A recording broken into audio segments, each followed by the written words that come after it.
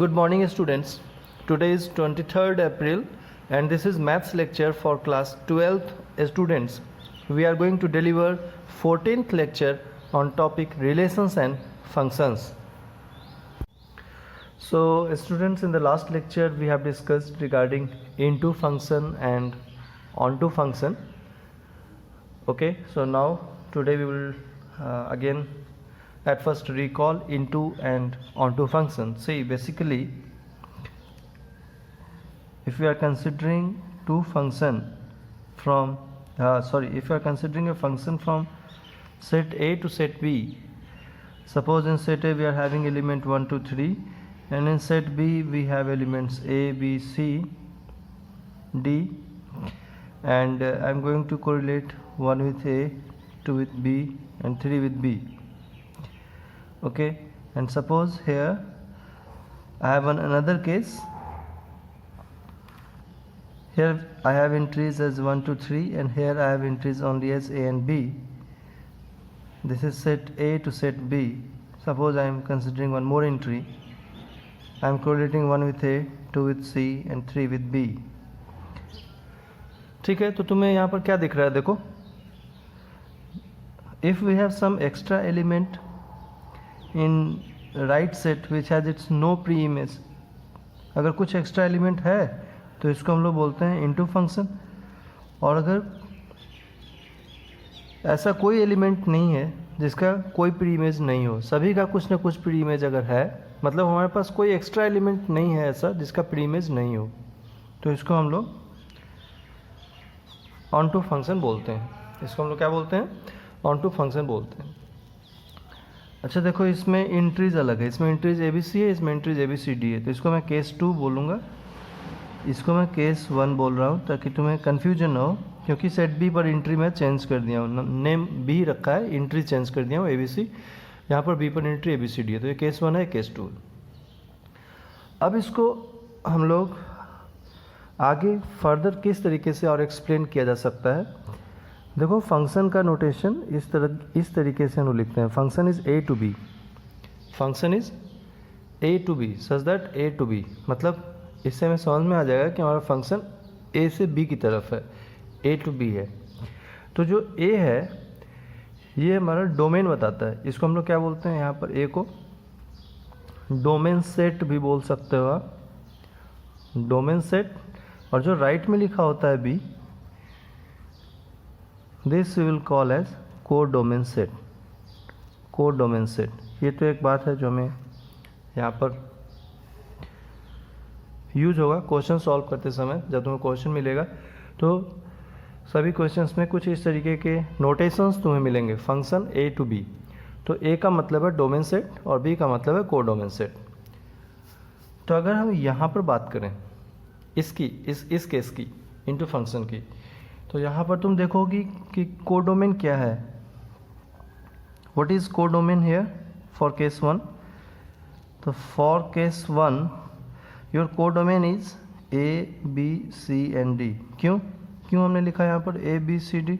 क्योंकि अगर फंक्शन कुछ इस तरीके से है तो set B, all entries of set B is codomain, all entries of set B is codomain. तो सभी एंट्रीज को ले लिया, ये कोडोमेन हो गया. और रेंज क्या है इसकी? What is range? तो last lecture we have already discuss that only that element of right set या only that element of codomain set, इसको डोमेन सेट, इसको कोडोमेन सेट आप बोल सकते हो. तो only that entries of codomain set which has its relation with domain set, है ना. तो सिर्फ वैसे एलिमेंट लो जिनका डोमेन सेट से रिलेशन हो. कौन कौन है? ए एंड बी, क्योंकि सी और डी का तो कोई प्री इमेज नहीं है, तो A and B only, A and B. ठीक है, तो we can make one conclusion कि if our function is into, then if our function is into, then what we can say? If our function is into, then range is not equal. If our function is into, then range is not equals to codomain. ठीक है, तो ये technically हम लोग समझ सकते हैं कि if our function is not into then range is not equals to codomain. अब इस केस की बात करें, केस 2 पर, तो यहाँ पर कोडोमेन क्या है? व्हाट इज़ कोडोमेन हेयर, तो कोडोमेन ए टू बी, तो बी को कोडोमेन सेट बोलते हो, तो कोडोमेन क्या हुआ यहाँ पर ए बी सी। रेंज देखो, रेंज क्या हो रही है यहाँ पर, व्हाट इज योर रेंज, तो in range you will consider only that element which has its relation with set element, या only that element which has its pre image. तो सी का भी प्री इमेज है, बी का भी है और ए का भी है, तो ए बी और सी तीनों ही रेंज में आ जाएंगे। आप देखो यहाँ से क्या कंक्लूड हो सकता है, रेंज और कोडोमेन दोनों ही सेम है, यहाँ भी ए बी सी, यहाँ भी ए बी सी, तो range equals to codomain, range equals to codomain. यहाँ से हमें एक बहुत ही एक इंटरेस्टिंग स्टेटमेंट कर सकते हैं, पता लगेगा कि तुम्हें एक स्टेटमेंट इस तरीके से यूज़ करना होगा कि how to identify whether the function is onto और नॉट, हाउ टू आइडेंटिफाई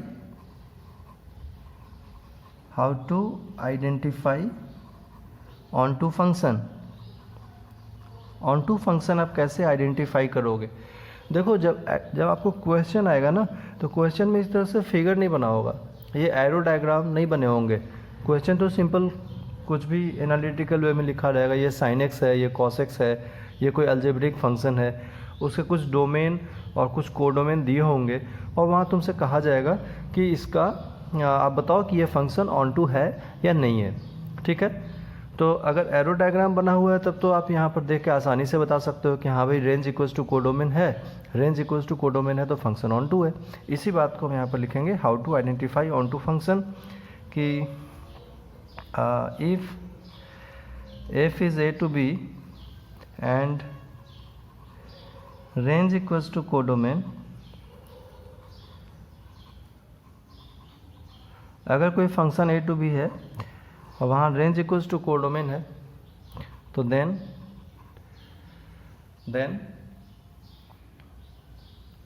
यहाँ लिखते हैं, then f is known as onto function, then f is known as onto function। ये सबसे बड़ा स्टेटमेंट है यहाँ पर, how to identify onto function in a given function. जैसे मैंने यहाँ लिया f a to b, if range is equals to codomain तो it is known as onto function, ठीक है। आई होप तुम्हें एक क्लियर हो गया होगा कि हमें ऑन टू फंक्शन किस तरह से पहचानना होता है, ठीक है। अब इस पर एक क्वेश्चन कर लेते हैं पहले हम लोग। जैसा कि मैंने तुम्हें बताया कि क्वेश्चन में एरो डायग्राम तुम्हें नहीं मिलेगा, है ना, विदाउट हैविंग एरो डायग्राम। सिर्फ तुम्हें एरो डायग्राम से तो हमें ये आइडिया लग गया कि रेंज इक्वल्स टू कोडोमेन है तो ऑन टू होगा।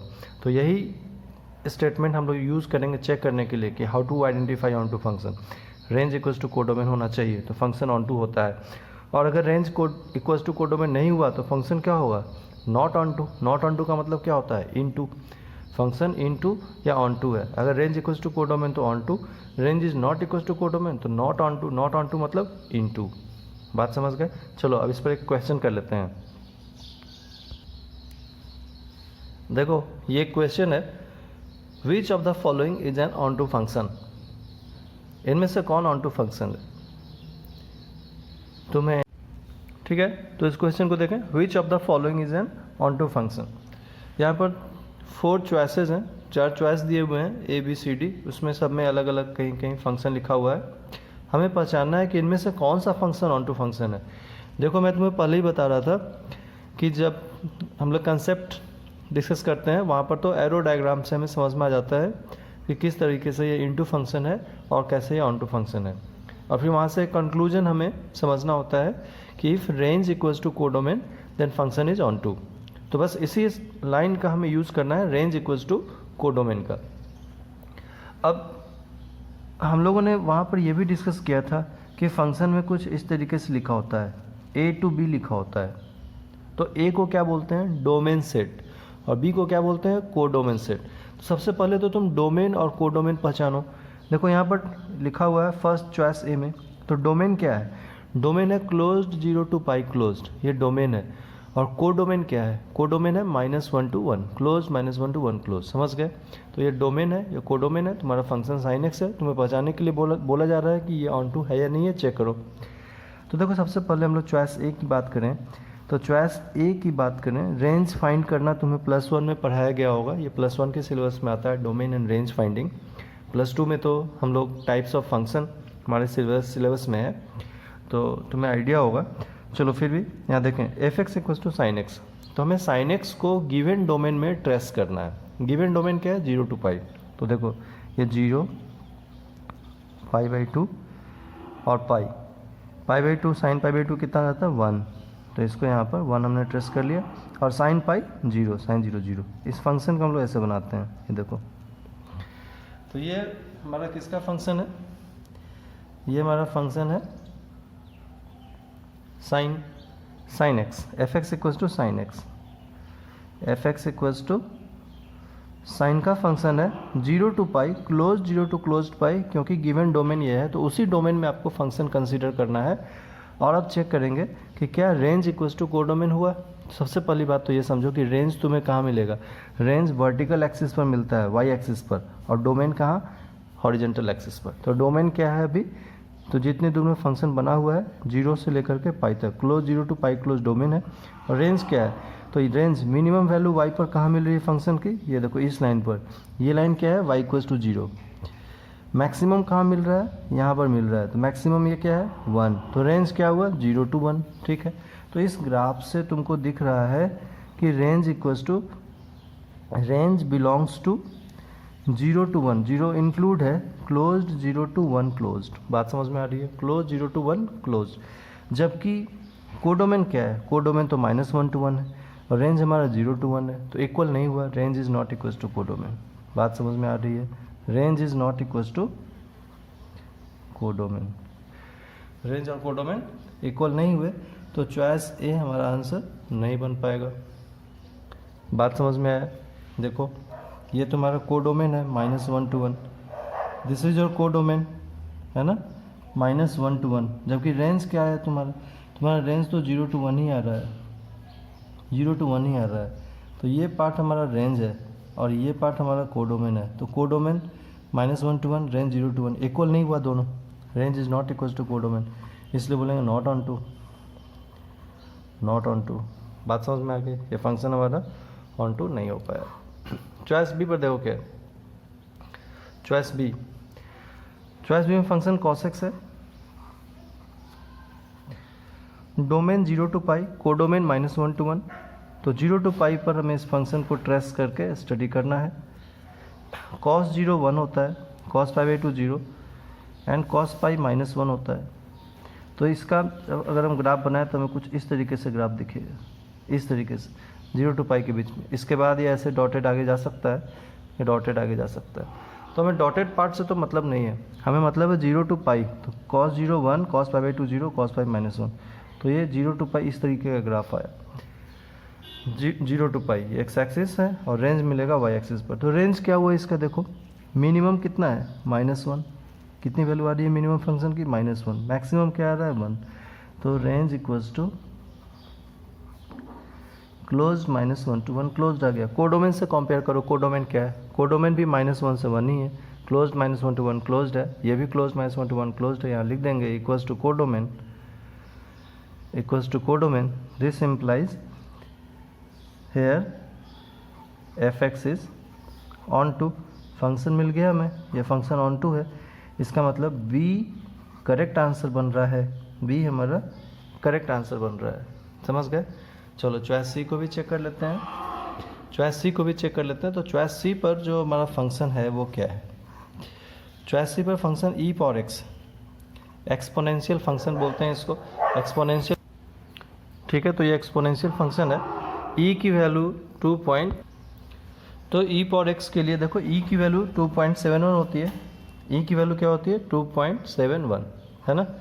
तो अगर आप x इक्वल्स टू 0 लेते हो, ई पावर 0, वैसे तो इसका ग्राफ डायरेक्टली मैं बना दूंगा, लेकिन एक बार मैं तुम्हें रिकॉल करा दूँ। ई पावर 0 1 हो गया यहाँ पर, और अब इसकी वैल्यू 1 से ग्रेटर है। तो जैसे जैसे आप वैल्यू बढ़ाते जाओगे तो इसकी वैल्यू क्या, e पावर 1, e पावर 2, मतलब 2.71 पावर 1, 2.71 पावर 2, इस तरीके से। और अगर हम वैल्यू रिड्यूस करते जाएंगे e पावर -1 तो 1 अपॉन ई, तो 1 अपॉन 2.71, ये वैल्यू कम होता चला जाएगा, है ना। e पावर -2 तो 1 अपॉन 2.71 स्क्वायर। तो इसका ग्राफ कुछ इस तरीके से आता है, ये देखो, ये ex का ग्राफ है, e पावर x का, e पावर x का ये ग्राफ है। अब आप इसका रेंज स्टडी करो। रेंज क्या है इसका, this will not touch zero line, ये एक्स एक्सिस को एग्जैक्ट टच नहीं करता है, बल्कि ये डिस्टेंस क्लोजर होता जाता है, will very close to x होता जाता है। तो हम लोग इसको बोलते हैं जीरो तो नहीं है, but it is very close to zero. तो रेंज हो गया हमारा, range belongs to open 0 to, ये ऊपर कहाँ तक जा रहा है, ऊपर इन्फाइनाइटली ये बढ़ता ही जा रहा है, बढ़ता जा रहा है, मतलब इन्फिनिटी तक, प्लस इन्फिनिटी ओपन तक। रेंज हो गया 0 to infinity, open 0 to open infinity. जबकि कोडोमेन क्या है, रियल नंबर। रियल नंबर का मतलब क्या होता है, -इन्फिनिटी टू प्लस इन्फिनिटी। तो this is not equals to codomain, this is not equals to codomain. तो ये तुम्हारा चॉइस सी रॉन्ग हो गया। तो चॉइस सी रॉन्ग है, चॉइस सी रॉन्ग है, चॉइस भी करेक्ट है। आंसर तुम्हें मिल गया है, बट इवन देन मैं यहाँ पर एक्सप्लेन कर दे रहा हूँ, एक बार तुम समझ जाना। D f x equals to x cube, rational number to rational number है। यहाँ पर हम लोग इसको ऐसे समझ सकते हैं कि सपोज रेशनल नंबर है तो इंटीजर्स सभी रेशनल नंबर होते हैं। एक बार मैं यहाँ पर सिर्फ इंटीजर्स को ही लिस्ट करके मैं इसको डिटेक्ट कर सकता हूँ कि ऑन टू है या नहीं है। तो यहाँ पर सपोज मैंने इनपुट ले लिया 1 2 3 4। मान लो अगर मैं f(2) लेता हूँ तब तो 2 क्यूब 8 आ जाएगा। f(1) लेता हूँ तो फंक्शन x क्यूब है, 1 क्यूब 1 आ गया। लेकिन अगर हमें जैसे मान लो यहाँ 8 है तो 2 पर तो ये 8 मैंने दिखा दिया इधर 8 लिख करके। लेकिन अगर 2 लाना हो या 3 लाना हो तो हमें लिखना पड़ेगा फंक्शन में √2 इनपुट लेना पड़ेगा।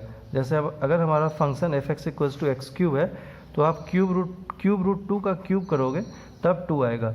तो √2 तो इरेशनल नंबर है जिसको हम कंसीडर ही नहीं कर सकते हैं। इसका मतलब हमारे जो रेंज हैं, हमारे रेंज में सम एलिमेंट्स मिसिंग है, सम एलिमेंट्स मिसिंग है। इसका मतलब range is not equals to codomain. समझ में आया सम एलिमेंट मिसिंग का क्या मतलब हुआ, मतलब all rational numbers will not come in set of range. जैसे 2 नहीं आ रहा है, 3 नहीं आ रहा है, 8 आ रहा है, तो अगर 1-2 एलिमेंट भी मिसिंग है तो हम बता सकते हैं range is not equals to codomain, तो डी रॉन्ग हो जाएगा।